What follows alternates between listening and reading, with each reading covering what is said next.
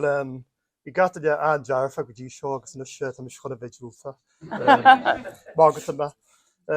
Sílam ggóil an concise English Irish Dictionary Foclóir.caí agus Teanglan.caí na tionscail is táhachtaí tá go fuafas a Gaeilge na fad an lá agus go leor de locht na Gaeilge buint an tarras na haicmaní sin agus dearm go leor ní gata ní bidre. Tá mála mór a gáil de áras na Gaeilge agus dá sin ar fád a bhí buinte leis na tionscail go dtí seo agus tá sihir mór agus andua caite acu leis an opair agus éachta bre déanta acu. Sílam gur acuiní luachar agus orlaisí cuachtathe iad a dá hiú sin luime agus bhaidir ní heastíí wimsa bheith dúilta an seáinniu a bhailim go dtí a rint maltaí a chur faoibar mráid beidir na néontá siúla beidir go néontá.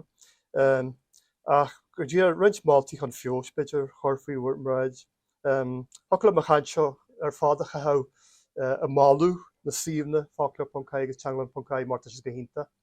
Tá sé ar os fád, tá sé né ma héalsaí ar bhád níos fosa agus tá sin álaí gas gatainne.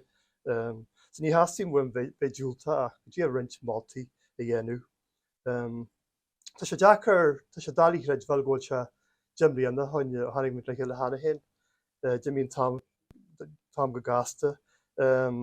Bhí Siompóisiam de léhéad anna agus bhí de caint faoi Foclóir.caí agus Teanglan.caí bhí díra seolta an am sin.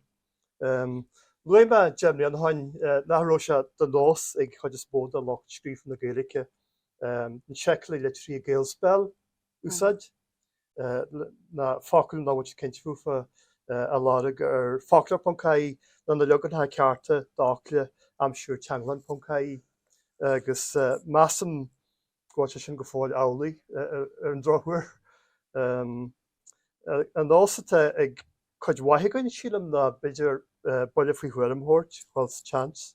Níl deachart bhí baile se chorthaige sin a gas takes beidir neamharmalta ríomhfasta carda a chuid mar hampla. Ach tá deachart baile se a gas takes níos formalta. Tá be sin é na céta CV a léú na fí bliana nuas. Seáil muintirí chuig Gaeilgealtar agus dearhin gháil botún bhonúsathe agus botún litrí go botún ramadí le goró botún mar sin na fáil. Suas a náthas chuig fan géad a CV ina sin.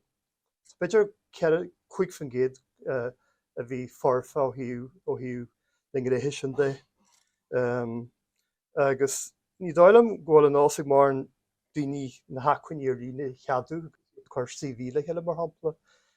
Ná gháil nás an fiúhain rud a sciún tú athléamh leis teascam tá an díanaan seo teascam ggóil daoine seo agus gháil deanósanna agus tá cinse ach chaintear na daoine chuir CV nágams tá an seo.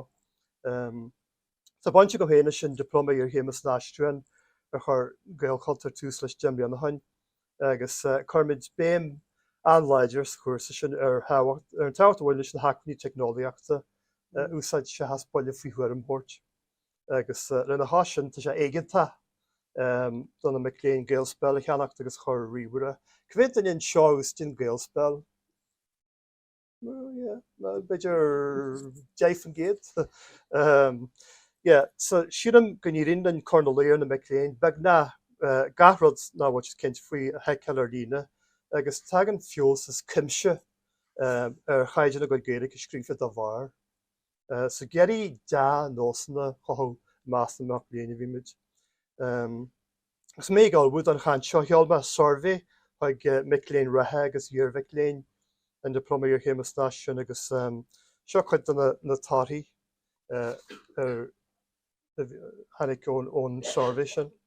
San chéad cheis cin dóibh bhfuil táid nós úsaide a daca le Foclóirí in éarthú hanig Foclóir.caí ar nád. Agus mar ecinn sibh nás chuig fan géad chuir siad aniuúil go muint do bhád ní smó úsaide ná ní smó úsaide as Foclóir.caí nar a bhaint as Foclóirí cláite. Sin ansamúil, se bhád níos eisiúla, se bhád níos fosa Foclóir líú sa chas Foclóir allmór hógal an shelf agus bheith lárig foclon se bhádháin níos fosa agus tá se samú méid an daoine a dear gunústin se gohain bhádís mó san legan ar líne. Seo rint ceisnile ón sorvé agus 7 duine a dreagar an sorvé. Sa ceiste an sin ná cécha minic ústin tú Foclóir.caí agus mar cinn si nás trí an géad dear go hanminic nó go minic coppa ceanna sin. Cécha minic ústin Teanglann.caí átas sé an géad ústin go minic nó go hanminic é. Agus cécha húsite is tá Foclóir.caí ní bheith a teo seálaú de mléanachain nás a háart an géad nás a hín fan géad dear ggóil sin ní bheith anús de dhífa sa sin anna ard ar chomáid. Cécha hústas tá Teanglann.caí ní bheith a teo seálaú agus 8 fan géad dear ggóil se ní bheith anús de. Agus cécha minic agus lágan dúolalas gramadí ar Foclóir.caí chu sé inú am nach dústa daoine Foclóir.caí bhád níos mó na hálas a lárig faoi thuairsa gramadí.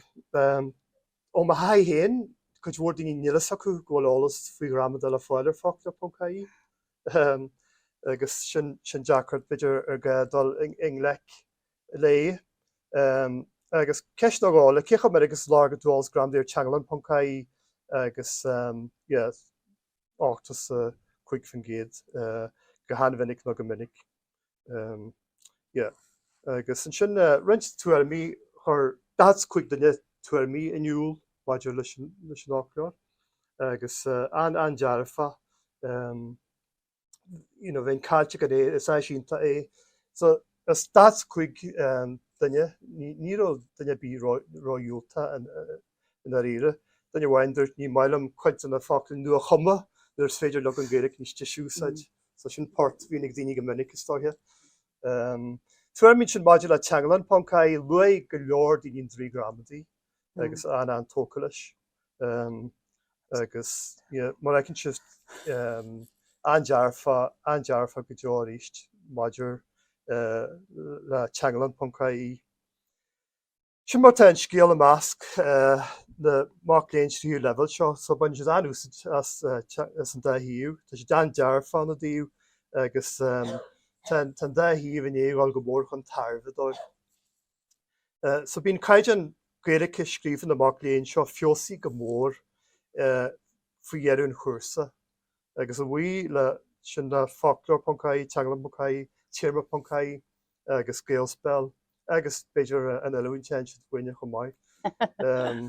Ach so tá siad am héin ggóil sin né ggóil na síomna sin na né gáil a bhéin go mór ar chaidan na mac léon. Ní dóilm ggóil a scéal chu dearfa céanna gas phobal a gáitina fiú más muintir Gaeilge. Loime is a CV na tá fáite agam agus botúin bhanús an nás 5 fan géad acu. Na chasin tá ceardlan na technoliaachta tu gom héin go minic le coppla bliain nuas a bhúintirí bonscoile agus de bhúintirí Gaeilge star level. Agus chuintús ar magóí ledális is bhínig na búintirí sin faoi na heisnaonnta tá mar chuinte Foclóir.caí agus Teanglann.caí. Ní bhíonn siad ála ar dóil le chuir de castaíonú chuirgas na ar an dóile sé 3 gramadí úsáid. Ní bhíonn chuide acu ní bhíonn sa chuide acu mar dúirt me go mbeadh gháileálas gramadí le fáil ar Foclóir.caí. Agus níor casú agus muintear a bhhaine orm a bhain ús just na cóid fuama ar na síomna chun an differ aber idir constant cíal agus constant nehan a léirú. So airgid versus airgid. So siadam sa gur sin bonta sean mhór a bhain leis na cóid fuama gur féidir an difriata ar an de uam a léirú go héasca. Agus spec muintear ústin Control F ar a Foclóir chu agus le Foclóir chuirda ná agus iadidir híomh gréas an éigen mar Foclóir.caí agus just mór an trolatha a gceist. Ní féidir talas sláine de mar sin go méid stabal a chuir a castíon nó gan stróir Foclóir Poncaí má a deachta chu le control F.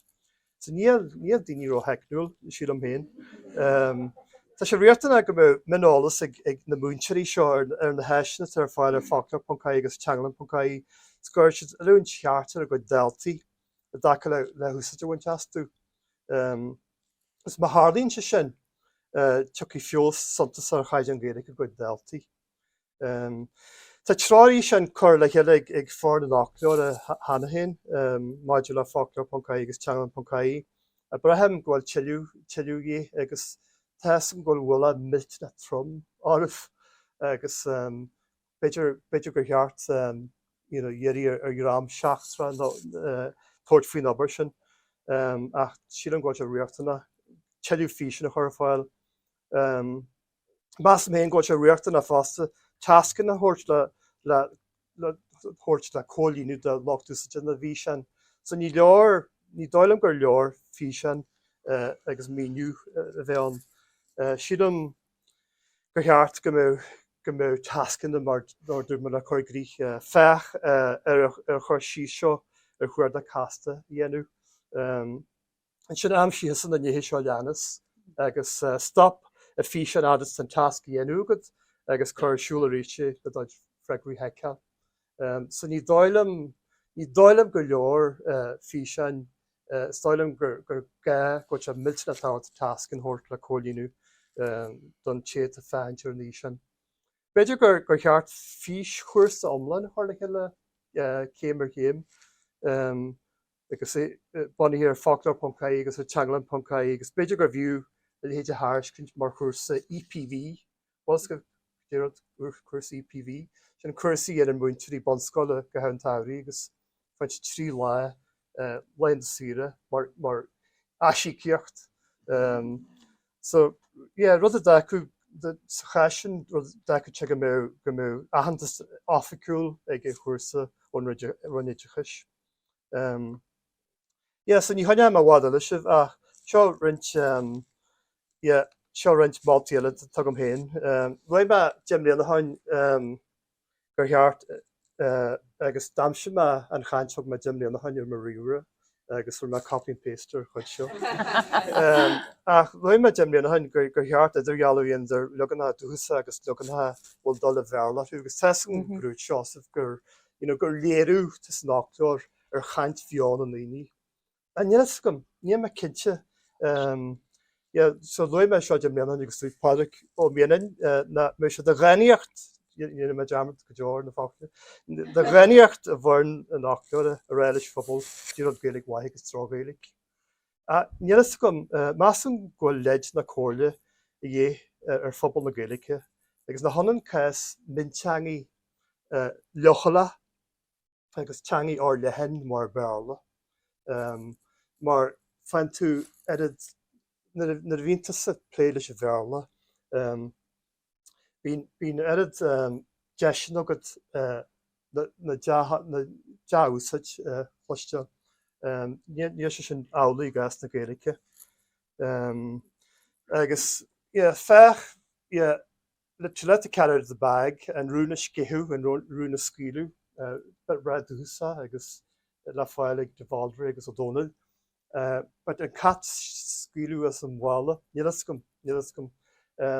Níl tagart bí ag de Bhaldra na Ó Dónaill a chit a bheith an bhálaí. So ní brehem na ró sé deach ó cruúlach leis an drám brethe.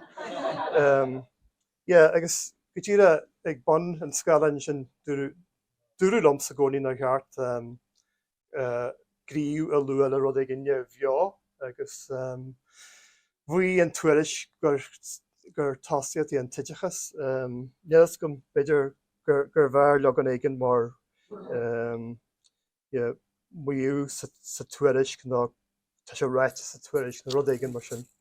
An teas gom an airgóint is léirú é sin ar rud a deartas chaint ach ní me cinse a gás minteanga ar cheart a léhéid agus peart beidir de háintir nach legan gur níos go idir gealú dhéanú ar leganna dús agus leganna bhfuil dul a bhearla go bí.